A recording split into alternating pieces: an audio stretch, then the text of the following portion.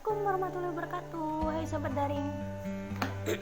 Selamat datang di channel baru kelompok KKN daring kami, yaitu dari Universitas Islam Negeri Sultan Haji Muhammad Idris. Perkenalkan, nama saya Khairunisa Afida Kusfi.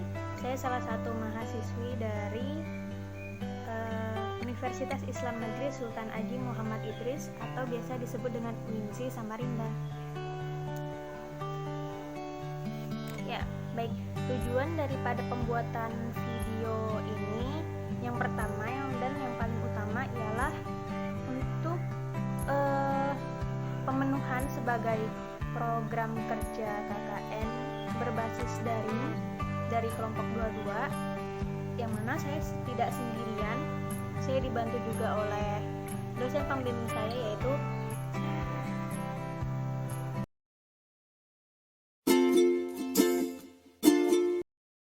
dan juga saya dibantu oleh rekan-rekan saya yang berjumlah 7 orang dalam kelompok KKN DR 22 ini, yang pertama ialah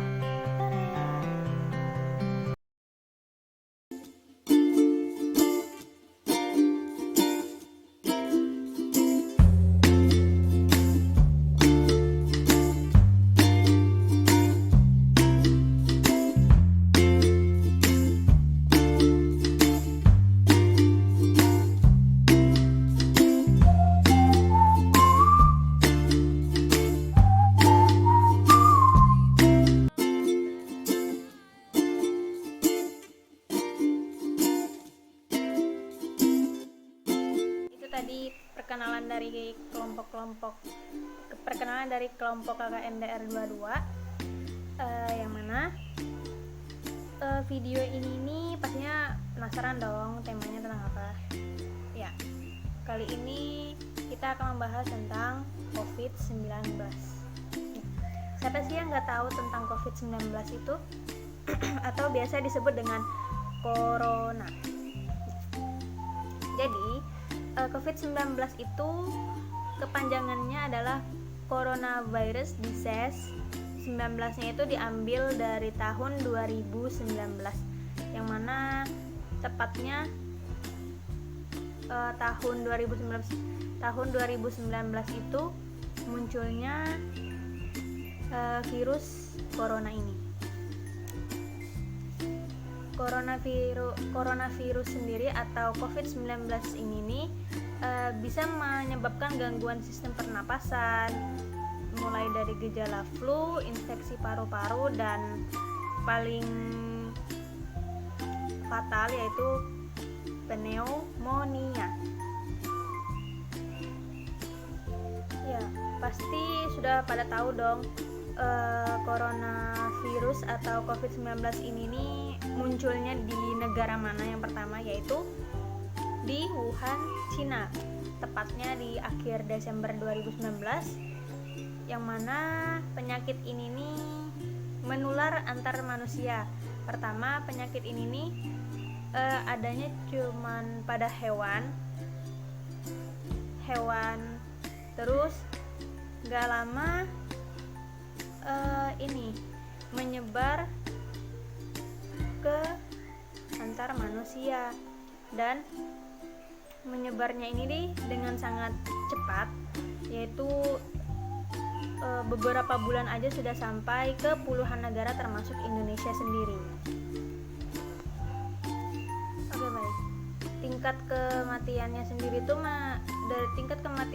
daripada COVID-19 ini nih, menurut data yang dirilis dari Gugus Tugas Percepatan Penanganan COVID-19 Republik Indonesia, terkonfirmasi positifnya itu dari tanggal 23 Juli sampai 23 Juli 2021, yaitu 3 juta orang dengan jumlah kematian 79.032 orang. Wow, sangat banyak ya. Ya, penyebab COVID sendiri itu yang kita tahu ya, COVID-19 ini nih awalnya ditularkan dari hewan ke manusia. Ternyata setelah diketahui lagi bahwa COVID-19 ini nih bisa menularkan antara manusia ke manusia yang lainnya. Penularannya pun bisa melalui cara-cara, yaitu pertama, tidak sengaja menghirup percikan ludah yang keluar dari penderita COVID-19 sendiri, entah itu bersin atau batuk. Yang kedua itu memegang mulut, hidung atau mata tanpa mencuci tangan terlebih dahulu atau tanpa menggunakan hand sanitizer. Yang ketiga yaitu tentang kontak jarak dekat atau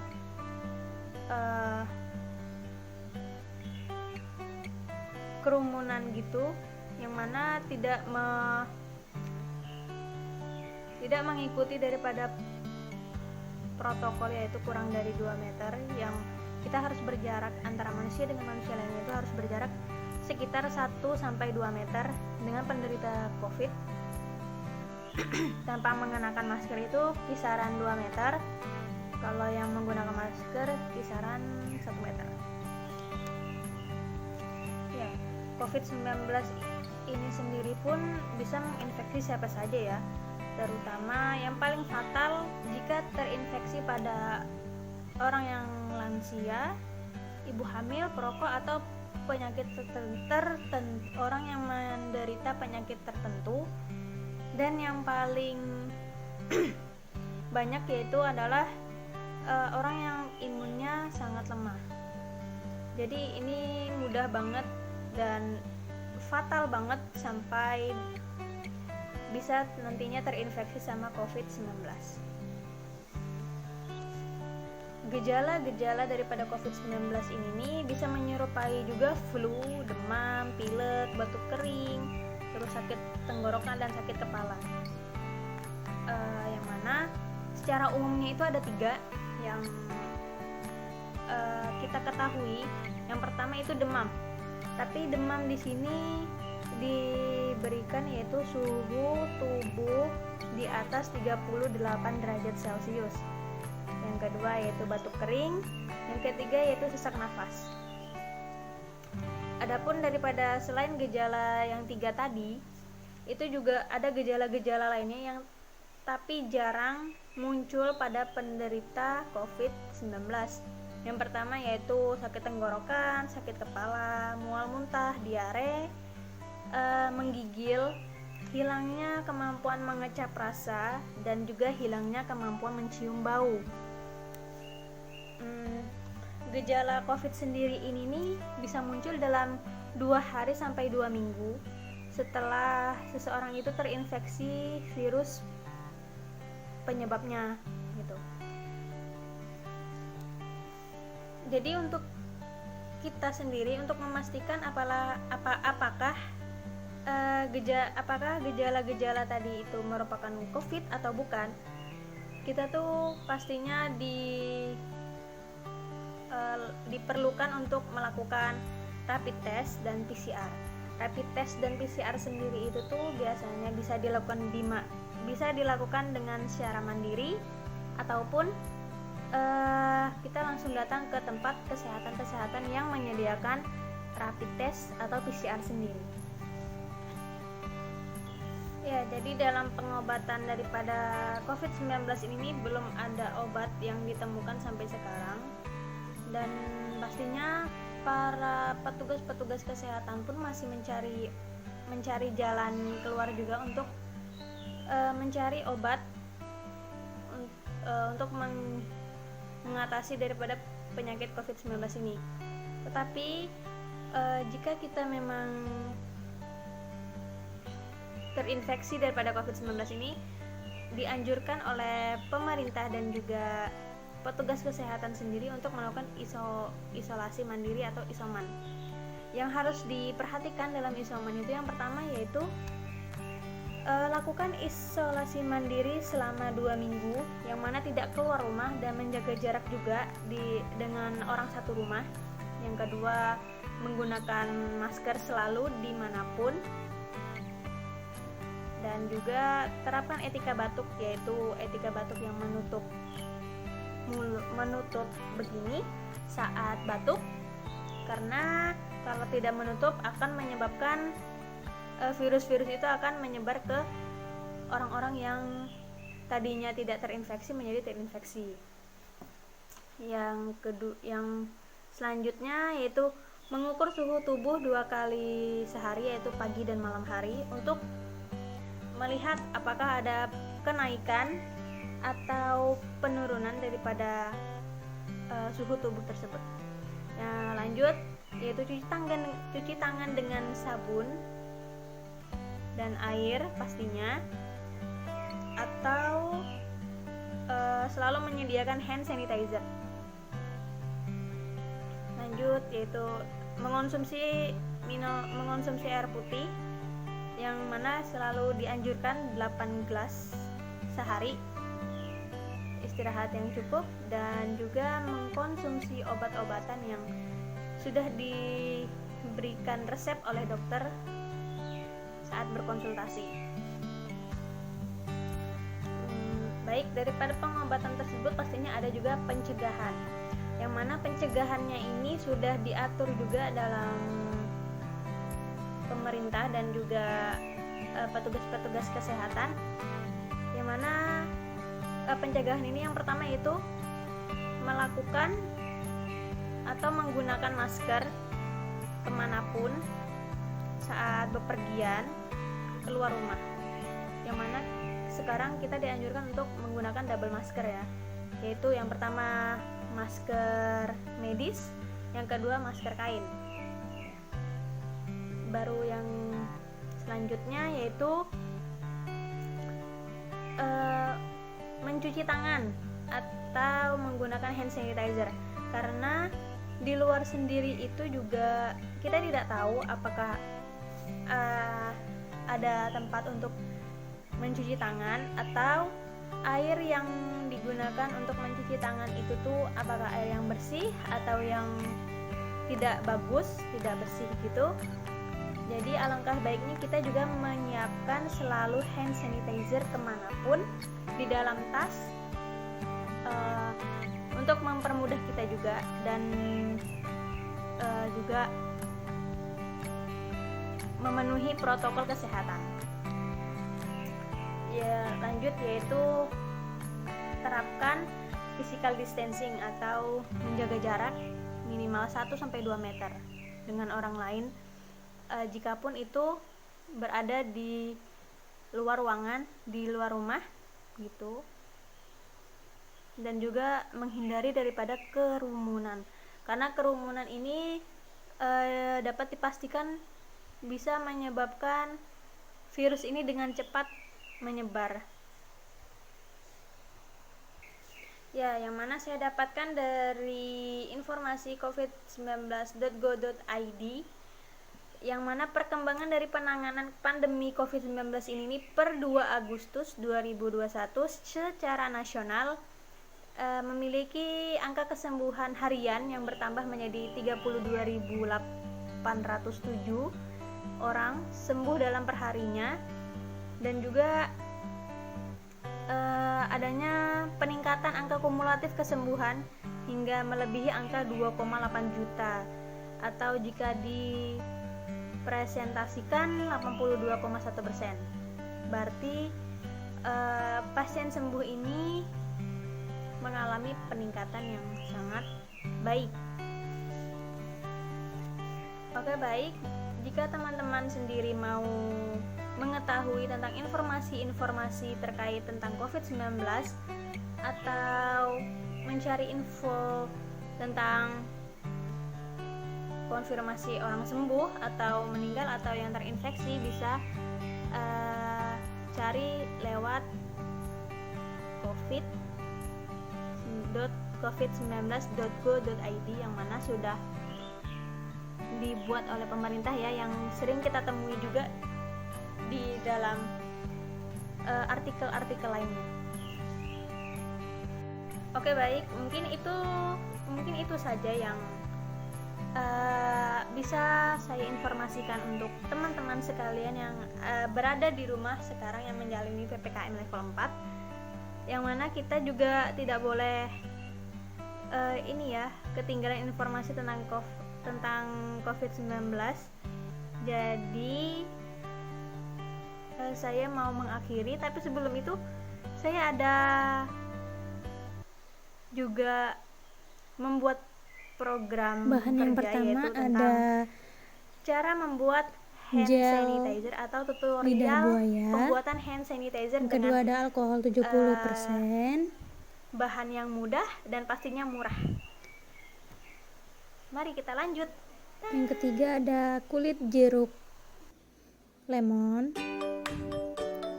dan air perasan jeruk lemon serta tempat hand sanitizer.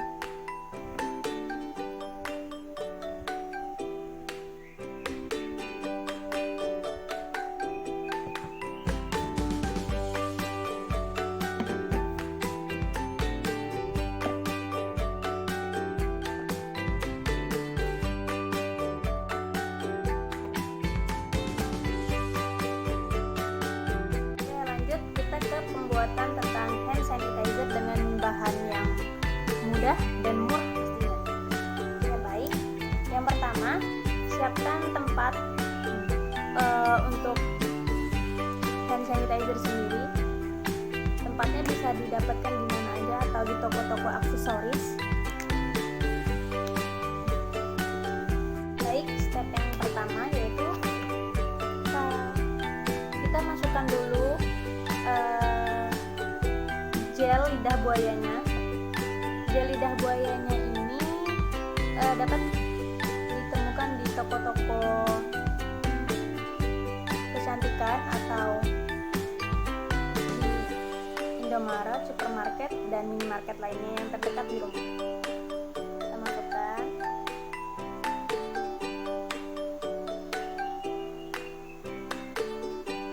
Ya, kurang lebih segini ya.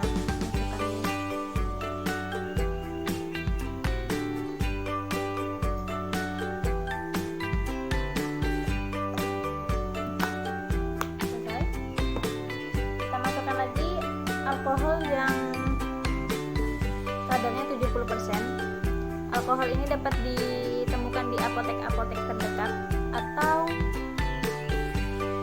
di minimarket atau supermarket terdekat di rumah Anda, di rumah teman-teman. Masukkan. Kira-kira segini ya. Kita pakai yang sedikit-sedikit aja, jadi biar lebih menghemat bahan-bahannya juga dan bisa dipakai berulang-ulang. Lanjut, kita tambahkan perasan jeruk lemon. Ini jeruk lemonnya tadi sudah saya peras sebelumnya. Ini pakainya segini, tapi nggak semuanya. Kita masukkan. Gunanya jeruk lemon buat apa sih kita? Gunanya untuk sebagai aroma alami sendiri. Nah, lanjut kita masukkan lagi kulit jeruk lemon. Ini kulit jeruk lemonnya. Ya. Kulit jeruk lemon kita masukkan beberapa aja, nggak usah semuanya. Kalau saya pribadi sendiri masukkan 3 atau 2, tapi saya pakai 3. Jadinya kayak gini.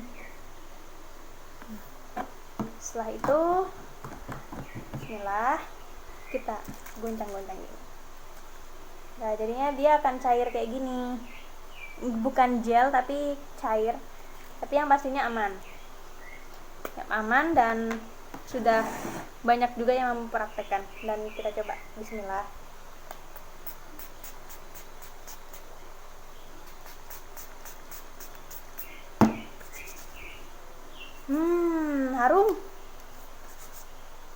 Harum dan pastinya cepat kering juga karena dia